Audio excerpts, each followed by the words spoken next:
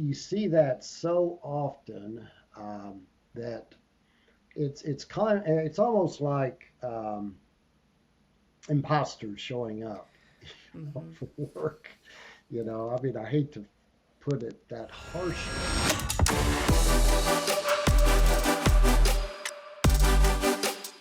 Hey, everyone, it is Tony Will. I am back with another amazing episode of Women In, and I cannot wait for you to meet my next guest.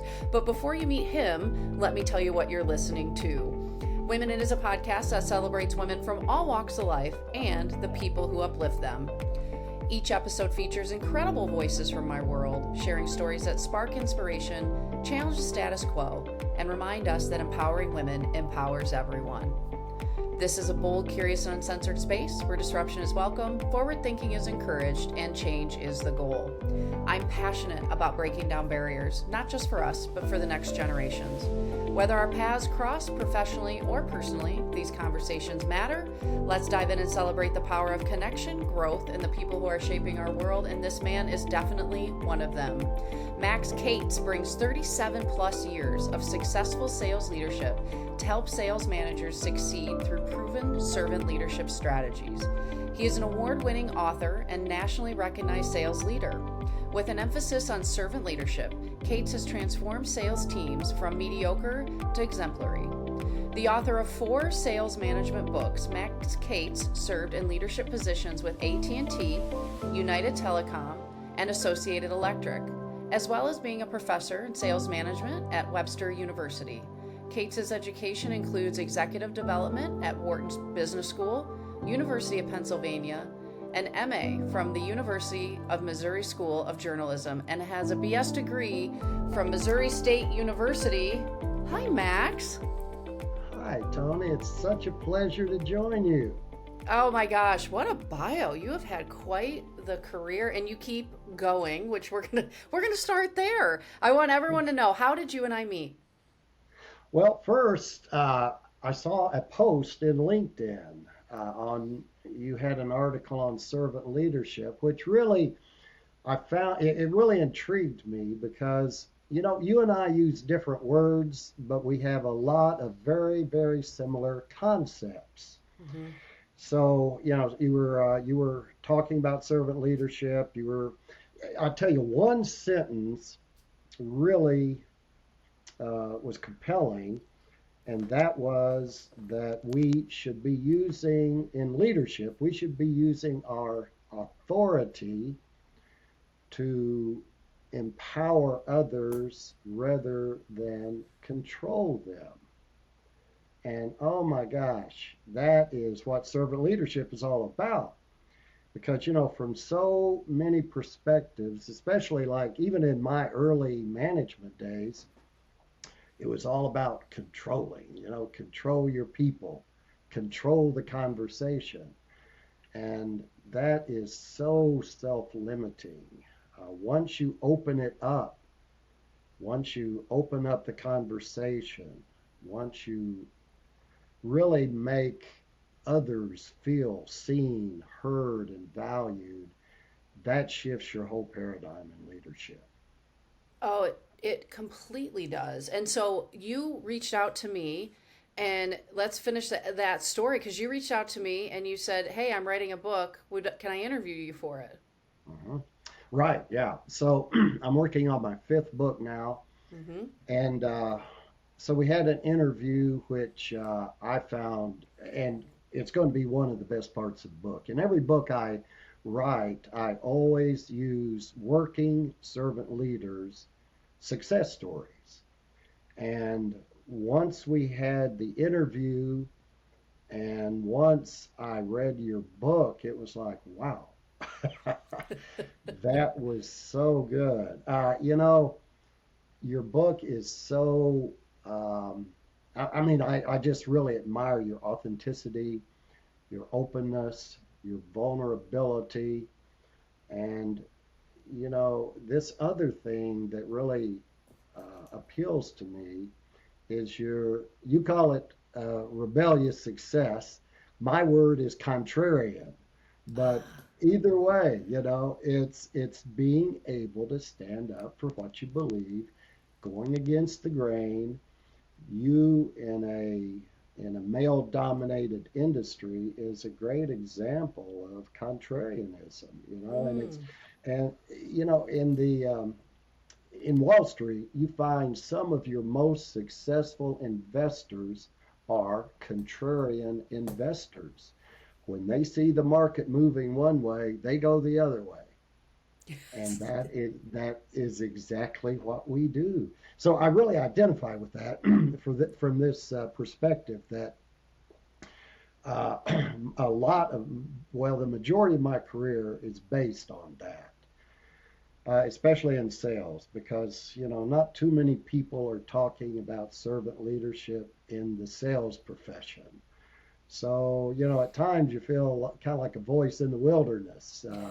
But it's really when you reach people, it is so gratifying that they hear you, that you had to go against the norms, against accepted conventional wisdom to get to a goal that's even more successful than all the traditional leadership paradigms.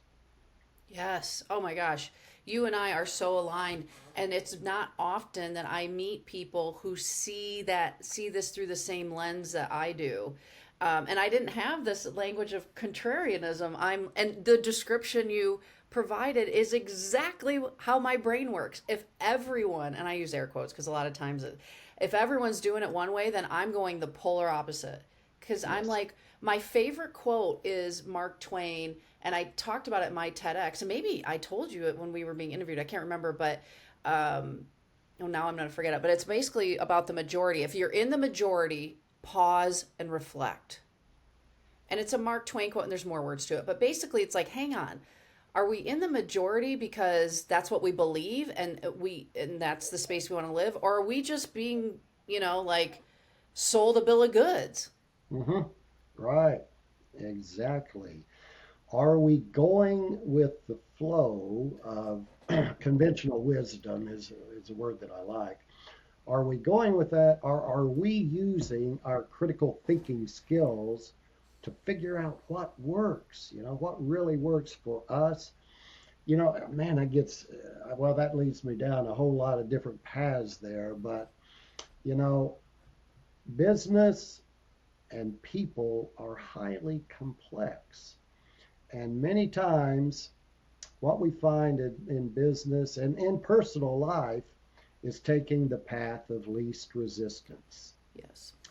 And the path of least resistance is just like rivers. You take that path, and what you end up with is a crooked river. You lose the power, you lose the flow. So it's all a matter of just taking time and, is exactly like you said, pausing. Is this really my personal beliefs, or am I being persuaded by algorithms, for example? Hmm. Take a minute and think about what the source is.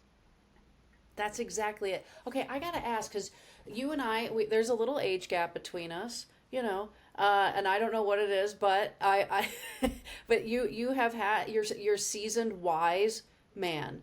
So even today, by today's standards, I just turned 48, and I am continually pushing upstream. Most day, like I'm not with the current, Max, as Hmm. you can tell.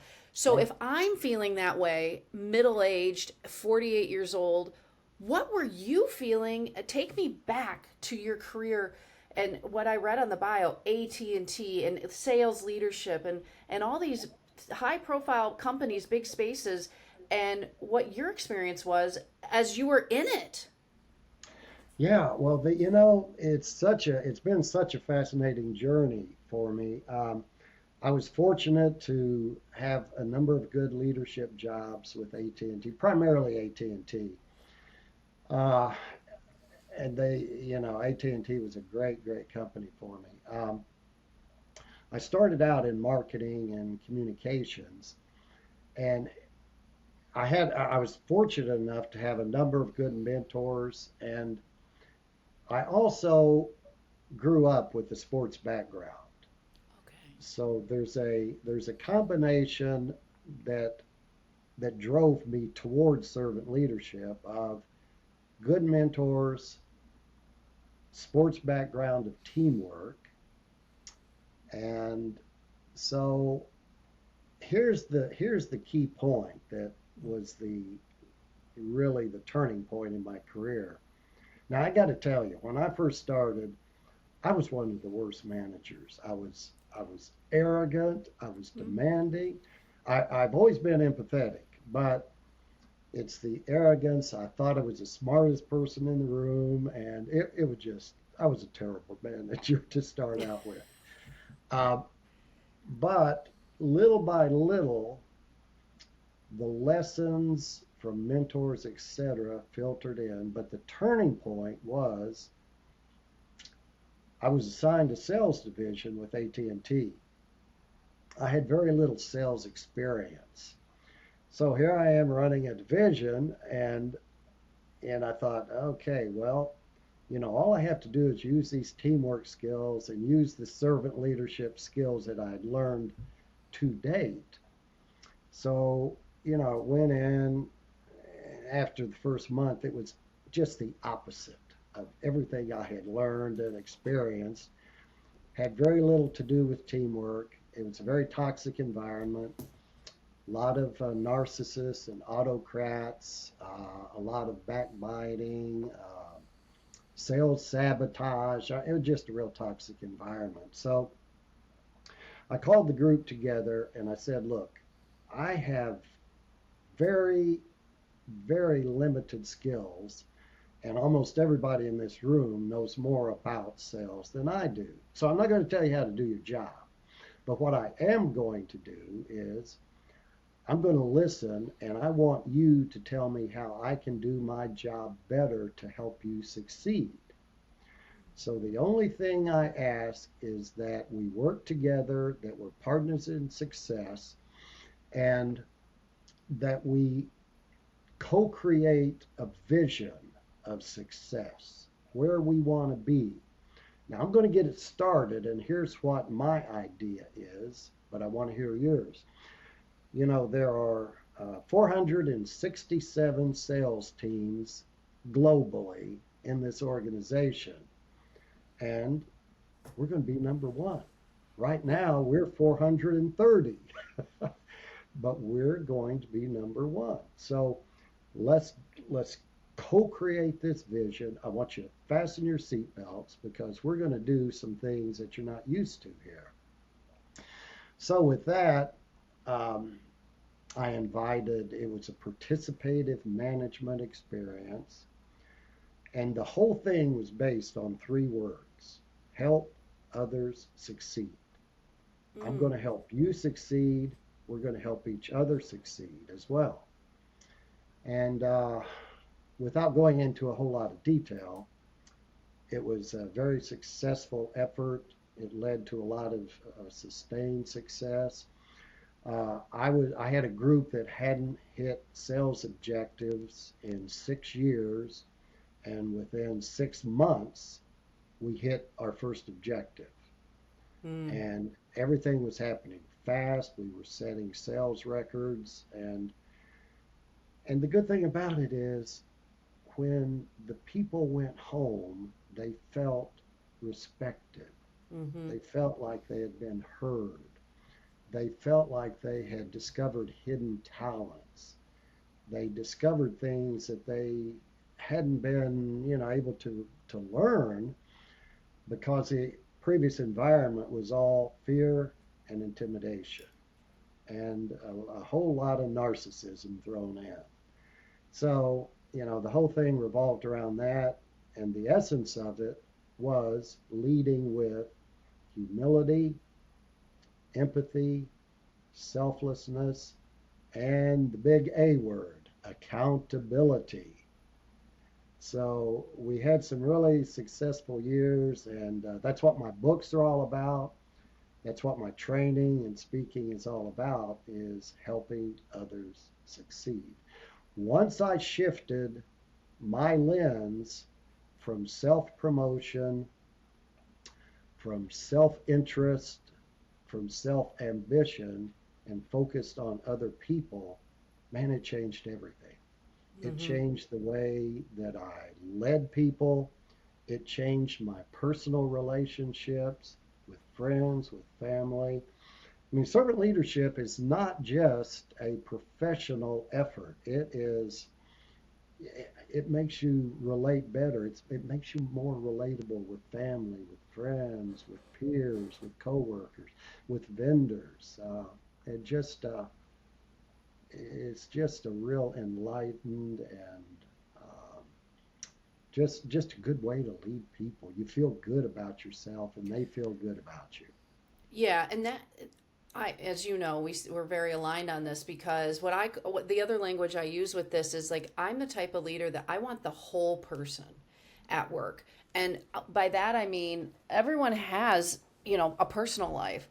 So I don't need to know every detail, but I want to understand the whole person and I want to support all those endeavors, not just the version that comes to work because you can't separate yourself out like back in the 80s it was like or 90s too, like check your feelings at the door when you're at work. Well, that's bullshit in my opinion because you can't do that. Like you're the whole person. So when I work with my team as a sales leader, we have 1 year vision worksheets and they're in all different categories, not just at work but at home with family, with friends, spiritually, financially, and I help them to achieve those goals, and more so by accountability. And so, the other thing I want to note on this is, do you find, Max, that the language, the servant leadership, and I know you and I talked about this when you interviewed me, because one of my biggest gripes is that people will say servant leadership, but it's just talk. They're not doing it, and it's like a smokescreen for toxicity in the workplace because I've experienced that from very high profile leaders that I wrote about some of it in the book where it's like, and I didn't use this language, but it's like, they're like, oh, be prepared to be a servant leader if you work here. And then it's just all BS. And they weren't like that. They were self serving, they were narcissists, they were terrible leaders. And so, have you seen that gap between, I'm going to say these buzzwords, servant leadership, and then really doing it? Oh, absolutely. Yeah. You see that so often that it's almost like imposters showing up Mm-hmm. for work. I mean, I hate to put it that harshly, but there is. Well, here's the thing that is so interesting about servant leadership. I write a lot about neuroplasticity, Mm-hmm. and that is learning how to grow, how to become the person you want to be. And once you kind of understand that human beings are meant to grow, they are meant to learn, our brains are meant to become the best we can be. Once you learn that, the whole process becomes easy. That's when the talk matches the walk. When you commit yourself to a discipline of learning how to lead. And yeah, it's real easy just to say, yeah, I'm a servant leader, I'm working in your best interest. But you know what the key word is? To the whole process, there's one key word, and that is sacrifice. Are you willing to sacrifice your time, your effort, your energy? Are you willing to take the risk of falling on the sword to protect and serve your people? And if you can say that, then you're on the way to servant leadership because that is selflessness. And I can't tell you how many times I was in that situation where it's kind of like, oh man, I'm not going to my boss is not going to like this. He's not going to like what I'm going to have to say. but I'm going to tell them, and we're going to fight this battle, And, it's amazing how often, and there again, that comes back to a little of a rebellious attitude, contrarianism. It's able to stand up for what you feel, do it in a polite, relational way. And it's amazing how many superiors will respect you for that. Instead of being a yes man, just being able to be your authentic self, speak the truth, and let the cards fall where they may. Yeah, yeah, that's exactly it. Um, it is, and it's not easy. I mean, it's not easy to say, listen, this is how I see it. This is my recommendation, and I mean, yeah, I'm falling all kinds of swords, and then taking arrows from the not from it. My job is so fascinating as a public facing figure in pro hockey, but in my hometown here. But then I got arrows from the public, and then you got to fight for your team inside. It is, and you're either built for it or you're not. And what's for my story, what's interesting is this is the longest job I've ever had in my whole career, which is 12 years. But it's because of this balance between authentic servant leadership, being in an industry that fits my personality. Like nothing goes together better than I think rebelliousness and hockey. And why it works for someone like me that did not have a hockey background at all. And I was willing to learn and also say, as a leader, I don't know, but let me find out. And do you find, Max, that leaders have a really hard time with those three words, I don't know? Absolutely. Oh, I can remember, how I had a hard time to begin with. When I was a middle manager, and it's the toughest thing to say, man, I really messed that up. But or tell your people, yep, I messed that up, but I'm going to make good for it. We're going to make it good. I made a mistake. I'm wrong. You're right. And even in personal relationships, in my marriage, oh man, I mean that's one real huge key to Mm-hmm. success. I'm wrong. You're right. Or I made a mistake. Or look, I don't have the answer to this. Yeah. Yes. Yeah, like I'm willing to learn, and that's where I talk about like people don't know, like when you said you didn't know how to lead when you first got your first management position, and that's okay. I mean, and like to I think there's strength in saying we don't know, but I'm willing to learn. And Exactly. I stepped right into every career. I didn't know how to run a hockey team, and I wasn't afraid to say I didn't know. But depending on how the hockey team is playing, like, oh, she doesn't have a hockey background. She didn't know. Well, so what? Like the people criticizing me, you don't have a hockey background either, but yet you're trying to tell me how to do my job. Like, what? Yeah. Yes. People are Yes. funny. Um, Exactly. okay, But go ahead. it's that whole thing about teachability. Having a Yes. teachable, humble perspective. And a lot of people don't realize this, but humility and teachability is a certain sign of self-confidence. Only Mm, self-confident people are truly humble people.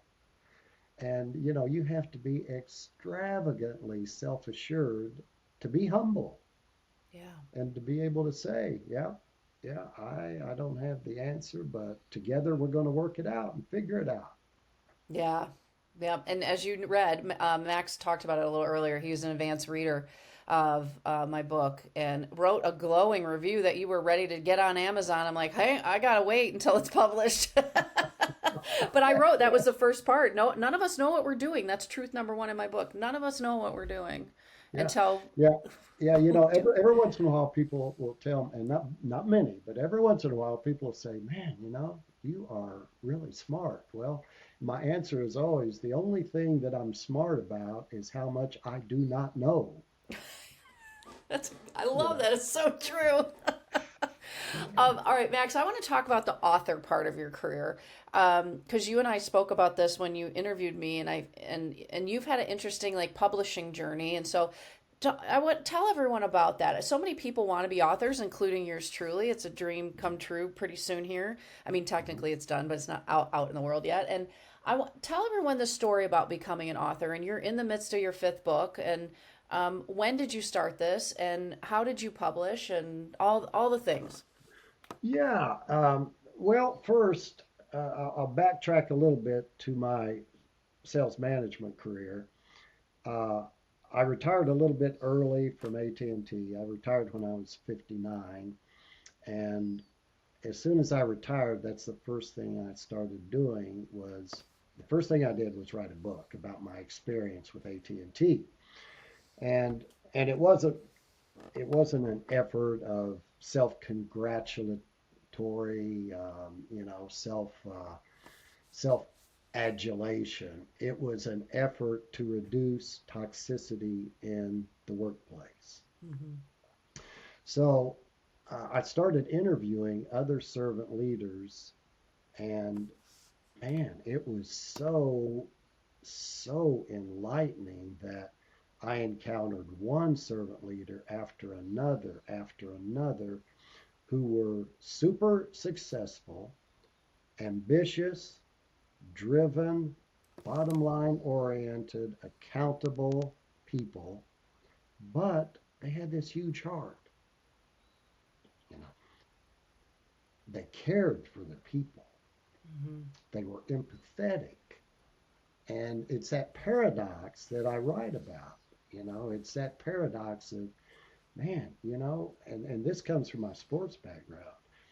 You can be aggressive, you can be tenacious, you can be results oriented, but you can also be a team player, Hmm. and you can care for your people. You can take care of each other. And that is the beautiful paradox of servant leadership is it is performance focused but people driven. Mm. And I just love the stories. I mean, and the stories in the books that I've written, like your story, just beautiful stories, people who have overcome obstacles, people who have set about this journey of self-discovery, Mm. but at the same time of goal attainment. People who are successful but empathetic. And Yes. so anyway, that's what my books are all based on. And I started out. My first book was self-published. My second was published by Pearson. I got a book advance and the whole thing, and beautiful experience. But Hmm. I didn't want to repeat it because when you publish with a publisher, you lose your rights, you Yep. lose your royalties. The Yep. the royalty system was 15 for me, 85 for them. Hmm. So since then, every book I've published has been self-published, and I've turned the tables where I get 85% now or 90%. Yep. So, but I found that once you establish a niche and you have followers, that's the key to your marketing. Just have a good mailing list, have a good followership list, and yeah, it's a pretty simple process. The whole self-publishing process is really simple. Yeah. Once you get, it's like anything, a lot of effort up front, but then um, you've got the formula. Right. And I've learned so much as I went hybrid publishing, and so I wanted help on a lot of the things that I don't have time to do because I'm working full time, and with my first book, and I'm learning a ton. And if I write another book, I might go a different route. I know what route I won't go, although I say this and then I won't say it. I was about to say, Max, I won't go traditional publishing, but who knows? I mean, man, if they're willing to write me a check, that's big, Max. I don't know. It is. Oh, and I tell you, the process is beautiful because, they give you an editor, they give you an Yeah. artist, they give you everything you need. Yeah. but you pay a big price for it. You So do. And so what was stopping me, and I think I know that I probably wouldn't say yes, is the giving up all my intellectual property, because you can exactly. turn this content into so many different things. And I do Hmm. not, Lord, it probably doesn't surprise you. I don't want to go ask permission to do shit with the content I created. So Right, right, exactly. you, Yeah, yeah. so Max, when is your? I want to talk about your fifth book, and when you're as you're in the process of it, and then we're going to talk about the women in your life. But so where are you at in the process now with your fifth book, and when do you expect to be out and available for people to buy? Well, it's kind of like a home renovation. It always takes longer than you expect. It does. It's Oh, so true. yeah. So I'm about right now, probably about a fourth of the way through in the writing process. I've got Okay. the whole thing is outlined, and what I do, I have an outline, and then I start adding meat to the bones. Yep. So I'm about a fourth of the way of adding meat to the bones, and so it's happening a little bit slower than anticipated, but I'm getting there, little by little. Yeah. So hopefully I'll be done. Oh man, I hate to even put a timeline, but hopefully in about 4 or 5 months Yeah. it'll be done. Yeah. Okay. Well, and that's how I write too. I create the outline, and then it's like building it out, and from each section, or how, yeah, and a framework, and that's exactly how I did it. So, Exactly. Yeah. and it's a journey, and the thing is, I mean, I still read. Like, I'm in the middle of the audiobook right now. I have 3 chapters left, and I'm reading it out loud, which is hard, by the way. And I'm like, God, I probably could have written that a little different, or because it's Yes. never really done. I ever. It's just like, just put it out. I know, and one of the most time-consuming things for me is is editing and proofing, because every time it's like, oh man, I should have said this, and oh, it is just exhausting. So I always hire a proofreader, and I turn it over and I said, do the proofing, and that's it. Yep. But even when I get the proofing, then it's like, oh, I want to make more changes. So it's kind of like a never-ending process, And but you yeah, just have to, you just have to get to a point where you say, that's it. Here we go. it's done. All right, let's pivot. Let's talk about the women in your life. So first off, I named the podcast "Women in." Dot dot dot. Originally, it was going to be about women in sports, because that's the world I come from, and I want to lift women up in this very male-dominated industry. But I decided that women are more than their occupation, and I wanted to have men on the podcast too. So I kicked out the word sports. I threw in the 3 dots, and for the women that are on my podcast, I asked them to fill in those dots for them. For the men on my podcast, I like to ask about the women who have helped you become the man that sits before me today. So, who are those women, Max? Well, I'll highlight two. One, first and foremost, is my wife. She is my emotional intelligence guru. Mm, She is so good. She studies emotional intelligence. She studies neuroscience. mm, She does counseling and retreats and things like that. But the lessons that she taught me in emotional intelligence are great leadership lessons, just beautiful leadership lessons about vulnerability, validation, authenticity, those kinds of things that just have really reached me deep in my heart. And she's my partner. She's my workout partner. We work out every day. She's my pickleball partner. We play mm. pickleball tournaments. It's just she's just a beautiful person. And let me just say this: um, I am such a fan of women, uh, because it's that kind of like that paradox that I was telling you about. Because women are tough people. They have to. Well, the whole pain thing with childbirth, Mm-hmm. etc. I mean, that guys don't understand pain. guys are wimps when it comes to pain. Not when you're pushing a human into this world. You are Oh, absolutely right. I know. And then on the other hand, such a depth of emotional intelligence. Hmm. And when I compare myself and guys that I know to women in my life, it's like, dude, we need to up our act. You know, Max, what's your wife's name? her name is Sandy. Sandy. And how long have you been married? Well, we have been together for going on 2 years and married going on a year now. Yeah. Okay, so this is like a second act type of Yes, it's the second act for both of us, and it's just like, we learned we learned so much from failure from the past. yeah. And there again, that's like servant leadership. You learn from failures. You fail forward. So yeah, it's really good. How did you guys, And just out of curiosity, Max, how'd you guys meet? Because there's so many online, people online. You did, okay. Like yeah. what platform was it?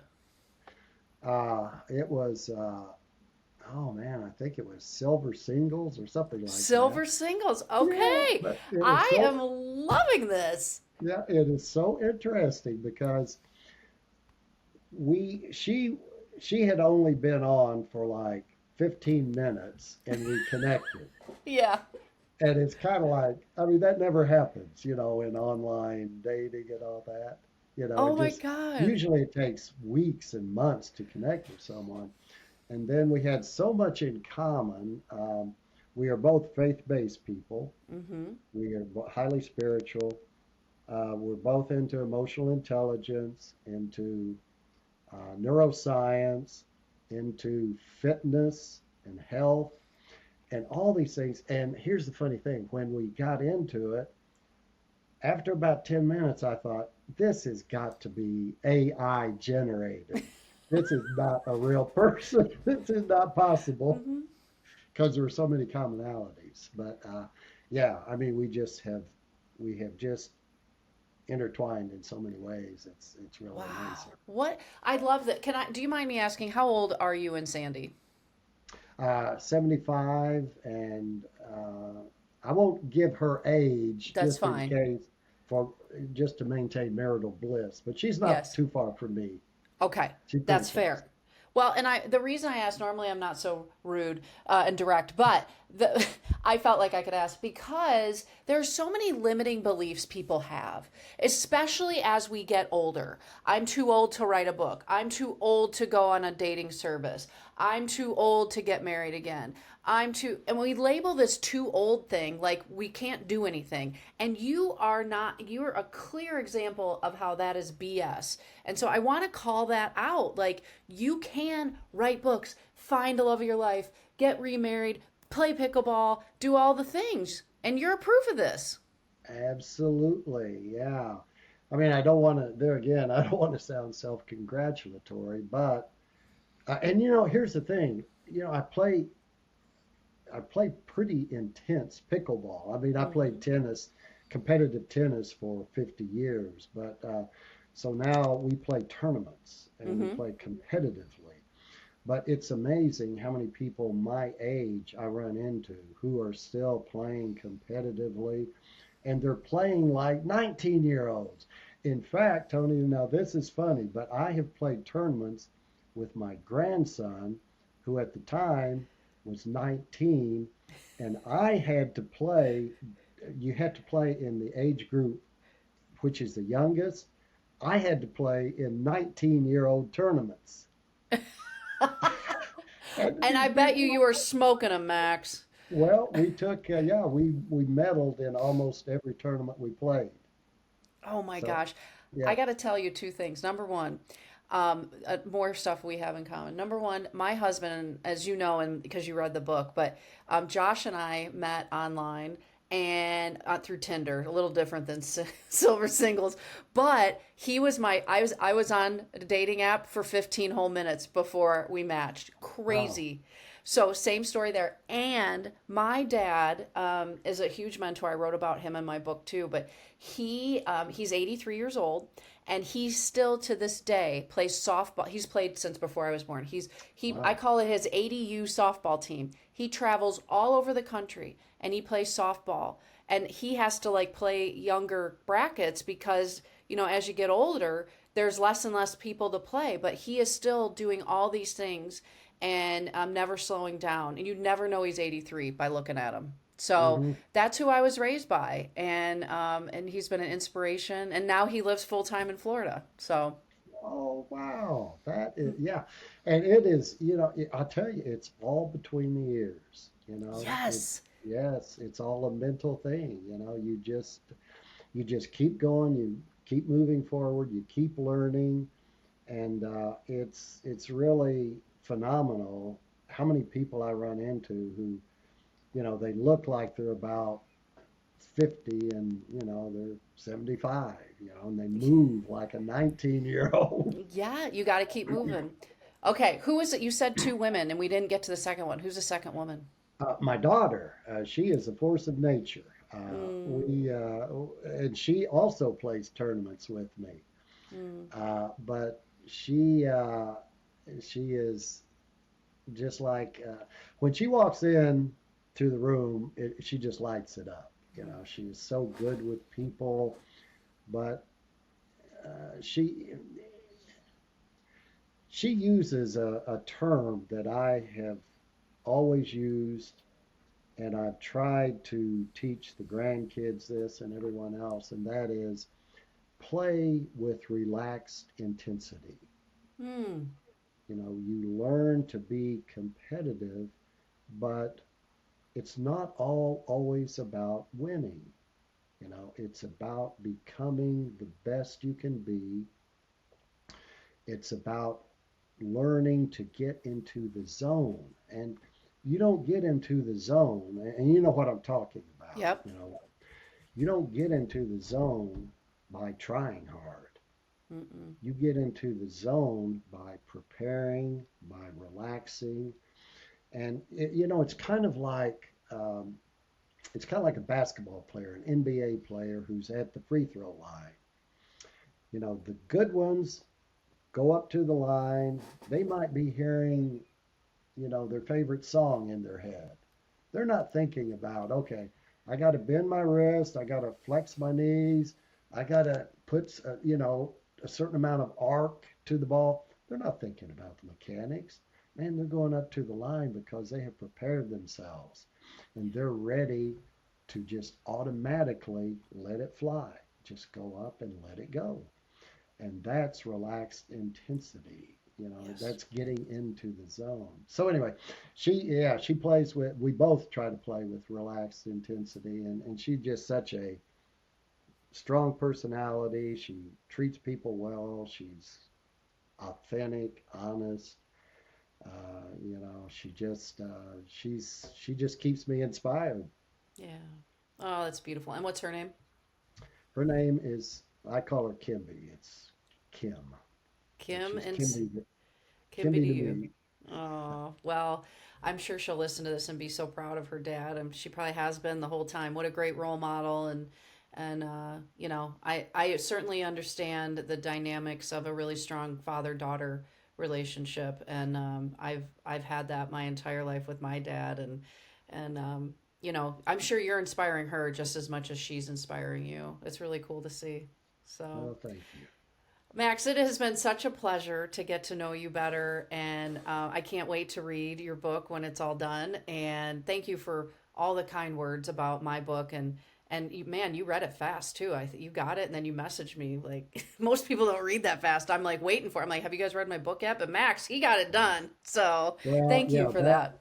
yeah, I love it. I love that, that open, vulnerable approach. It is so powerful. And, you've got a great story to tell. And, man, I'd recommend it to anyone. Thank you. Well, Max, if people are looking to connect with you, buy your books, keep following what you're doing, where can they find you? Amazon, any bookseller, online bookseller, you can go to Google, just type in my name. I will show you. This is the book on the street. Four Okay. steps to supercharge sales teams. And Yeah, just any bookseller. I have a website, a nonprofit website called Servant Leaders in Sales as well. So I'm real easy to find. Great. And we'll link that in the notes to the podcast. So thank you for coming on. And I'm looking forward to all the things that you continue to work on. Well, thank you, Tony. It's been such a pleasure. Yeah, if you guys are looking to connect with me, I'm not hard to find. The hockey side of my life is at kwings.com. And then everything else I'm working on, but the big thing is rebellious success, as Max and I talked about today, can be found at tonywill.com. Pre-orders are available now on all bookstore outlets, and it'll be in your mailbox and in bookstores on August 11th. And I'm on all social platforms as well. And until next time.